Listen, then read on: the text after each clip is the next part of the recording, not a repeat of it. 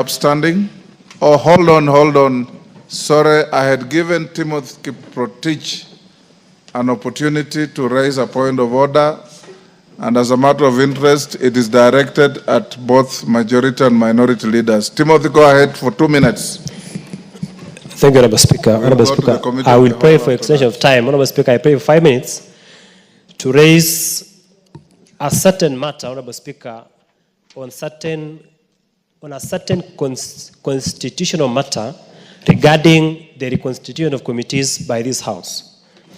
Honorable Speaker, I rise pursuant to Standing Order number 1, as read with Standing Order 173, regarding the reconstitution of committees by this Honorable House.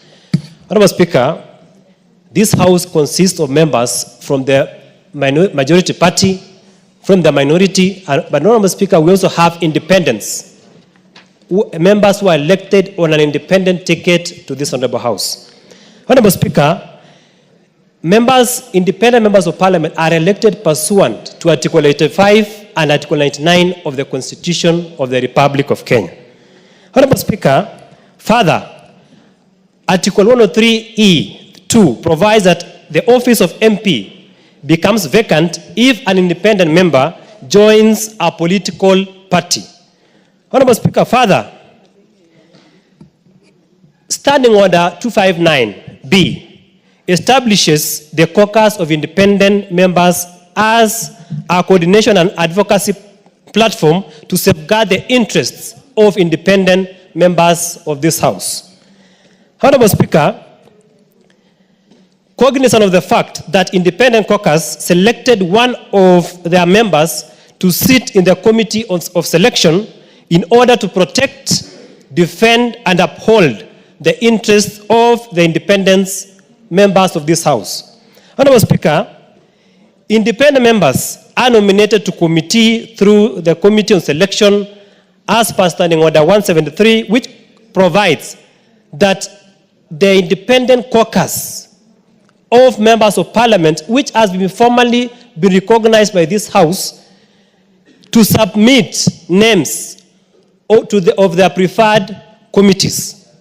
Honorable Speaker, concerned that the majority whip, in particular, has jurisdiction over members of the majority party and does not have authority on or jurisdiction over independent members who are not bound by the party's disciplinary or attendance guidelines.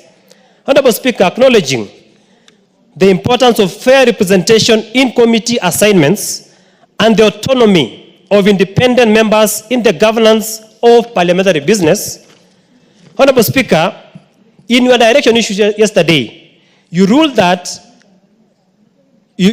what was before the House was reconstitution of committees rather than discharge of members. But Honorable Speaker, be that as it may, can House committees be reconstituted without taking into account the interests of the names submitted by the caucus of independent members of Parliament? Honorable Speaker, I seek your ruling on the two following issues. One, whether in the process of reconstituting committees, the majority whip can remove or reassign independent members of Parliament without consulting them or the caucus of independent members of Parliament. Number two, Honorable Speaker, whether such reallocation or reassignment or reconstitution would violate the role of the Committee on Selection as outlined in Standing Order 73 and the principle of fair representation in committees. Honorable Speaker, if you give me 1 minute to explain. Honorable Speaker, we have 12 members of Parliament elected on an independent ticket to this National Assembly. Honorable Speaker, I'm one of them. I'm here not because of a political party, but I was brought here directly by the people of Marakwet West. Honorable Speaker, the practice in this House, when the first committees were nominated, was that we sat down, we formed a caucus. The caucus was formally recognized by yourself, Honorable Speaker.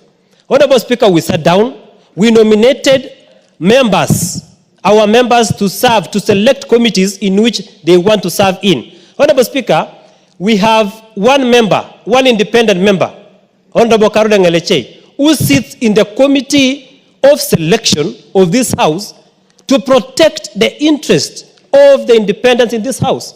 Honorable Speaker, I am not under the guidance or the leadership of Honorable Kimani Ichugwa, who is the leader of majority, because, Honorable Speaker, he is not my leader in this house. I am an independent member. I am not under the guidance or the supervision of Honorable Kimani Ichugwa. I am not under the guidance or supervision of the majority whip of this house, nor the minority whip. Honorable Speaker, therefore, I have no issue. I have been removed from the committee. I have no issue. But for posterity, Honorable Speaker, it is good you issue a ruling to protect the independent members of this house who are elected from their constituencies to serve the interests of their people before the floor of this house. Honorable Speaker, I would invite your ruling on those two fundamental issues so that the interests of independent members of this house are not subverted. Thank you, Honorable Speaker. Junet. Mr. Speaker, I've been in this parliament since the new constitution came into place, Mr. Speaker.